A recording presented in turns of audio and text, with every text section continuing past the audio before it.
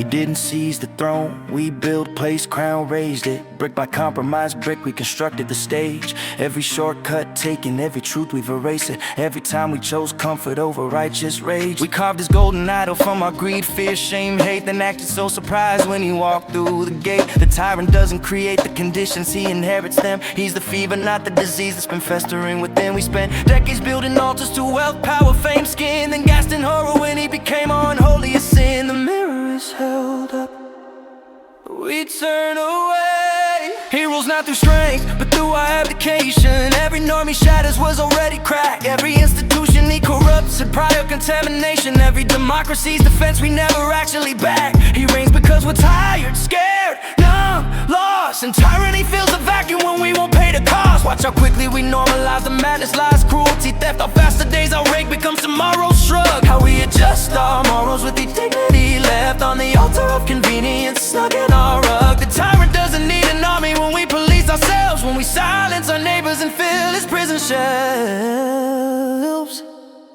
We catch glimpses but can't yet hold the gaze. But something's happening, the reflection grows clearer. In his grotesque theater we see familiar faces. His contempt, rage, greed, pride holds up a mirror to all the ugly truths we've hidden in dark places. That smirk we recognize, that bullying we've condoned, that casual cruelty we've practiced now sits upon the throne. The tyrant's greatest service is his lack of disguise. He performs what we perfected with subtlety and grace. Our racism, sexism, classism, lies, painted gold and put on display for every time and place. He's the portrait of Dorian Gray in living flesh, making visible the rot beneath our democratic dress.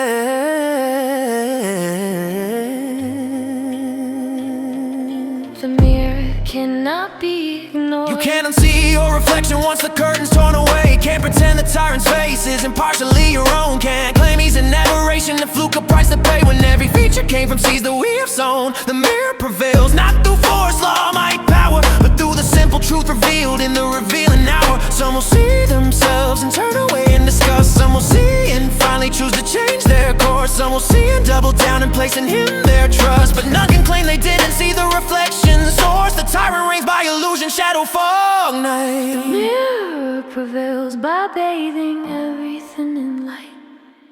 A tyrant's reign is built on collective self-deception, on the lie that we're not capable of his depravity, on the myth of our inherent moral perfection, on the fantasy of automatic democracy's gravity. But the mirror shows us truth, pain, shame, choice, and truth. One scene demands we find our voice. The mirror prevails not when the tyrant falls, but when enough of us can hold our own reflection, can see our complicity in his rise through these halls, can choose despite our fear a different direction. The tyrant's reign ends, breaks, fails, dies, not when we defeat him, but when we stop believing lies. He will lead by, rule by, turn by, time by fate, but the mirror he held up remains in our possession. Will we turn away and recreate the same old state, or use this uncomfortable gift, this brutal lesson to build something true, just brave new? The tyrant reigns until the mirror prevails in you.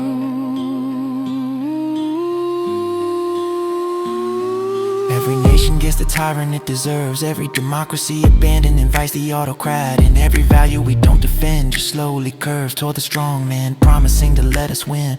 But mirrors, truth, light, sight, these always remain. The tyrant reigns until the mirror prevails again.